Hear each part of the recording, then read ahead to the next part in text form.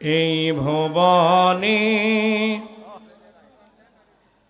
ফুটবে না আর কখনো এমন ফুল রে মন মুহাম্মদ রাসূল। এই ভুবনে ফুটবে না আর কখনো এমন ফুল রে মন মুহাম্মদ রাসূল। আলো হয়ে ভেঙেছিলে সকলেরই ভুল, সকলেরই ভুল রে মন মুহাম্মদ রাসূল। এই ভুবনে ফুটবে না আর কখনো এমন ফুল রে মন মুহাম্মদ রাসূল। লা ইলাহা, কেউ জবান বন্ধ রাখবেন না, সকলে বলেন লা ইলাহা। আল্লাহর হাবিব বিশ্ব নবী সকল সাহাবীদেরকে বললেন, ও আমার সাহাবীরা, তোমাদের ইমানের কলিজায় যে মরিচা পড়েছে, তোমাদের কলিজায় ইমান নামক কলিজায় যে মরিচা পড়েছে, এটা তোমরা দূর করে নাও। নুজাদ্দিদু ঈমানাকুম, তোমরা ইমানটাকে নতুন করে সুসজ্জিত করে নাও, সাজিয়ে নাও। সাহাবারা জিজ্ঞাসা করলেন, আল্লাহর নবী, আমরা কি করে আমাদের ইমানটাকে তরুতাজা করতে পারি, সাজাতে পারি, নতুন করে রিফাইন করে নতুনভাবে ইমান আনতে পারি? আল্লাহর হাবিব ছোট্ট একটা আমল শিখিয়ে দিলেন, যেটা বলতে দেরি হয়, ইমান তরুতাজা হতে দেরি হয় না, এবং অতীতের জীবন জিন্দিগির গুনাহ মাফ করতে দেরি হয় না। আল্লাহর হাবিব ছোট্ট একটা আমল শিখিয়ে দিলেন, সকলে পড়েন লা ইলাহা। মোহাব্বতের সাথে পড়েন লা ইলাহা,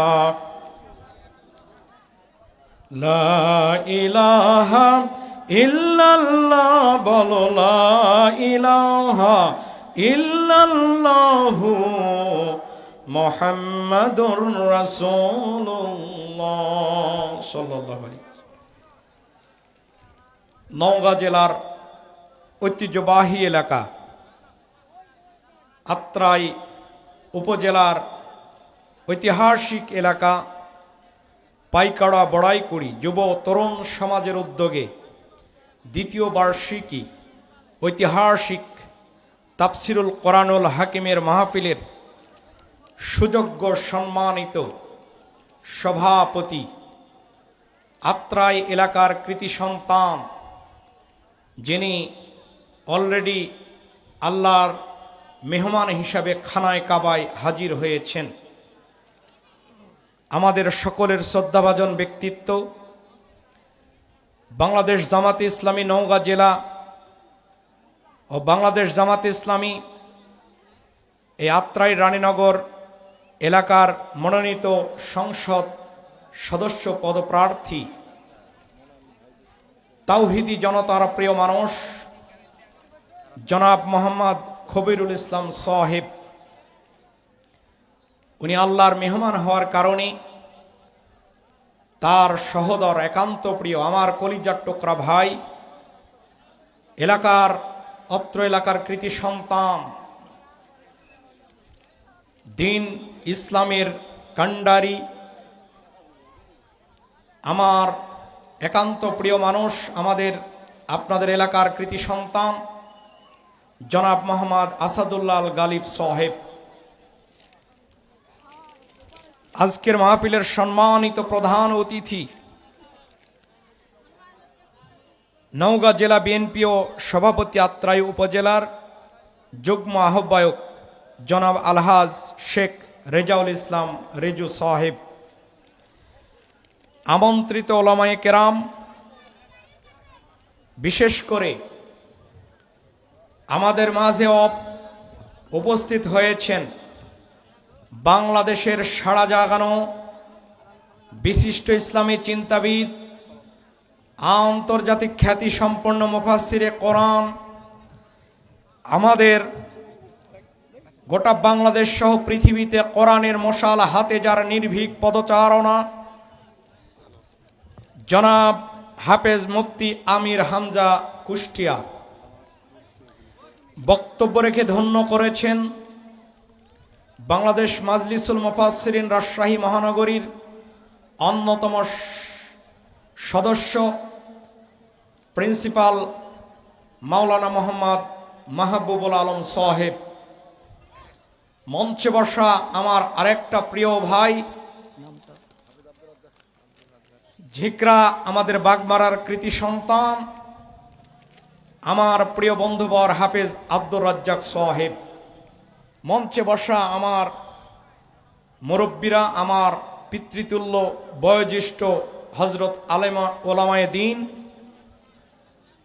আমার সামনে বসা কচি কাচারা মুরব্বীরা, যুবক ভাইরা, পর্দার আড়ালে আছেন মা এবং আমার প্রাণ প্রিয় বোনেরা, সকলকে আমার হৃদয়ের গহীন কানন থেকে আবারও সালাম, দিলখোলা সালাম। আসসালামু আলাইকুম ওয়া রাহমাতুল্লাহি ওয়া বারাকাতুহু। সালাম দেয়া এবং নেয়ার মধ্যে সওয়াব আছে 100টা। কোনো ব্যক্তি যদি সালাম দেয় সে সওয়াব পাবে 10, আর যে ব্যক্তি গ্রহণ করবে সে সওয়াব পাবে 90। এজন্যে সালাম নেয়ার জন্য আমরা বসে থাকবো এমনটি নয়, বরং আমার হাবিব বলেছেন যে ব্যক্তি আগে সালাম জানাবে, অভিবাদন জানাবে, সালাম বিনিময় করবে সর্বপ্রথম, সেই ব্যক্তি অহংকার মুক্ত হয়ে যায়। আর যে অহংকার মুক্ত হয়ে যায় সে আমি হাবিব আমার সাথে জান্নাতে থাকবে। আসসালামু আলাইকুম ওয়া রাহমাতুল্লাহি ওয়া বারাকাতুহু। প্রাণ ভরে ওই মহান মুনিবের দরবারে প্রশংসা আদায় করছি, যে মুনিব আমাদেরকে নওগাঁ জেলার অন্যতম এলাকা আত্রাই থানার ঐতিহাসিক এলাকা পাইকাড়া এই বড়াইকুড়ির সামিয়ানার নিচে আল্লাহর জবান থেকে, কোরআন থেকে কিছু শোনার এবং বলার সুযোগ করে দিয়েছেন। জোরে বলেন তো কে? সকলে জবান কেউ বন্ধ রাখবেন না, সকলে বলেন কে? আমার আপনার মুনিব। জোরে বলেন তো কে? ওই আকাশ এবং বাতাসের মালিক। জোরে বলেন তো কে? আকাশ তৈরি করেছেন কে? আমাকে আপনাকে তৈরি করলেন কে?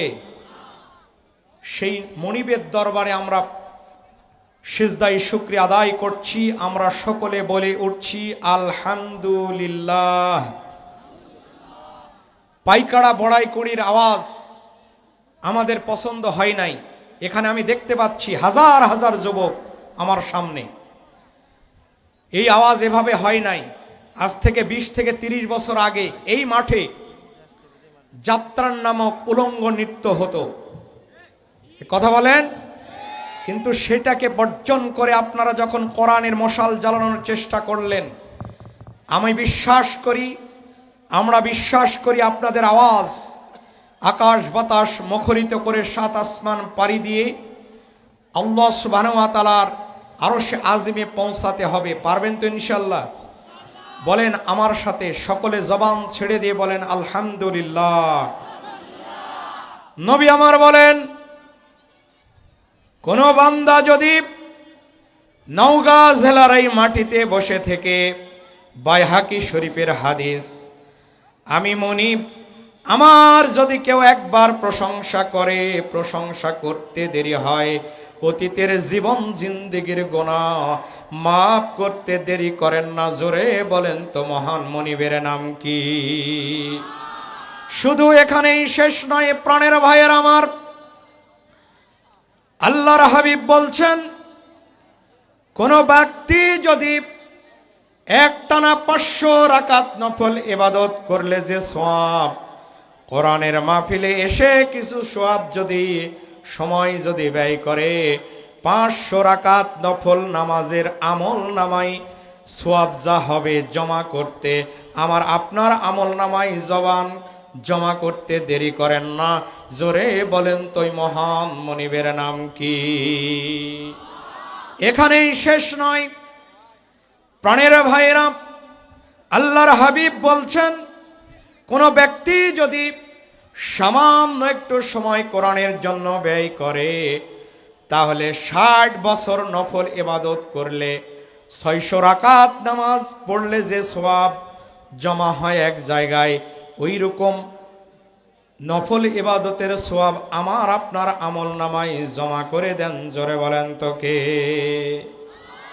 এজন্যে প্রাণ খুলে কলিজা ভরে আরেকবার বলছি আলহামদুলিল্লাহ। সকলে আমার সাথে বলেন রব্বানা লাকাল হামদ হামদান কাসীরান তাইয়্যিবান মুবারাকান ফীহি। সকলে বলেন আল্লাহু আকবার কাবীরা আলহামদুলিল্লাহি কাসীরা সুবহানাল্লাহি বুকরাতা ওয়া আসীলা। আমরা প্রশংসা করলাম, দুহাত তুলে বলেন কার? আরো জোরে বলেন কার? দরুদ ও সালাম পাঠাই আল্লাহর সৃষ্টির প্রধান আকর্ষণ, বিশ্ব সভার সম্মানিত সভাপতি, সকল নবীদেরও নবী, আমার আপনার কলিজার টুকরা নবী, আমার আপনার মাথার মুকুট, নয়নের মণি, আব্দুল্লাহর নয়নের মণি, রক্তহারা দান্দানহারা রাহবার কামলিওয়ালা, যিনি এই ঘুণে ধরা সমাজকেই একটি সুসজ্জিত সুখী সমৃদ্ধ সোনালী সমাজ উপহার দিয়ে ঘুমিয়ে আছেন সোনার মদিনায়, বিশ্বনবী মুহাম্মদুর রাসূলুল্লাহ। আমার সাথে সকলে বলেন সাল্লাল্লাহু আলাইহি ওয়াসাল্লাম। প্রিয় ভাই সব, আমরা শুনতে এসেছি মহাগ্রন্থ আল কোরআন। জোরে বলেন তো কোরআনের মালিক, জোরে বলেন তো কে? আরো জোরে বলেন কে? আমাকে আপনাকে তৈরি করেছেন কে? এই কোরআন এমন একটা কিতাব, অতীতের যত নবী রাসূল এসেছিলেন তাদেরকে সহিফা দেওয়া হয়েছে 113টি। সব সহিফাগুলা কিতাবগুলা ডাইরেক্ট নাজিল করে দিয়ে কিতাব আকারে জিবরিল আল্লাহ সুবহানাহু ওয়া তাআলার পক্ষ থেকে নবী রাসূলকে দিয়ে দিয়েছেন। কিন্তু এই কোরআন হলো এমন একটা কিতাব, এটা কোনো অন্যান্য সহিফার মতো কিতাব নয়, এটা স্বয়ং হলো আল্লাহর জবান। বলেন না সুবহানাল্লাহ। অতীতের যত নবী রাসূল এসেছেন সকলকে কিতাব আকারে দেওয়া হয়েছে, কিন্তু এটা শুধু আল্লাহর জবান। প্রিয় ভাইয়ের আমার, আমি আপনাদের সামনে আজকে মহাগ্রন্থ, বিশ্বের বিস্ময়কর গ্রন্থ মহাগ্রন্থ আল কোরআনুল হাকিমের সূরা ইব্রাহিম সূরা থেকে আমি 12 এবং 13 নম্বর আয়াত তেলাওয়াত করেছি। এই সূরা মক্কায় অবতীর্ণ, এই সূরায় রুকু আছে 7। এই সূরার আপনারা জানেন মহাগ্রন্থ আল কোরআনুল হাকিমের সূরার সংখ্যা হলো 114টি। বুঝে থাকলে বলেন কতটি? তার মধ্যে 112টির নামকরণ ভিতরে কোনো না কোনো শব্দ দিয়ে নামকরণ করা হয়, কিন্তু শুধুমাত্র সূরা ফাতিহার সূরা ইখলাস এর নামকরণ করা হয় নাই ভিতর থেকে, শুধুমাত্র সূরা ফাতিহার ইখলাস। এছাড়া যতগুলা সূরা আছে এই সব সূরাগুলার ভিতর থেকে নামকরণ করা হয়েছে। অনুরূপভাবে এই সূরাতেও তার ব্যতিক্রম হয়নি। এই সূরা ইব্রাহিমের 35 নম্বর আয়াত ইব্রাহিম কথাটা থেকে, এই শব্দ থেকে নামকরণ করা হয়েছে। আরেকবার বলেন সুবহানাল্লাহ। প্রিয় ভাইরা আমার, আপনারা জানেন ইব্রাহিম আলাইহিস সালাম আমাদের জাতির পিতা ছিলেন। জোরে বলেন তো আমাদের জাতির পিতার নাম কি? সবাই বলেননি, সকলে বলেন আমাদের জাতির পিতার নাম কি? ইব্রাহিম আলাইহিস সালাম। প্রত্যেকটা জামানায় যতগুলা নবী রাসূল এসেছে, সব নবী রাসূলরা কিতাব পাওয়ার আগে, নবুয়ত পাওয়ার আগে সেই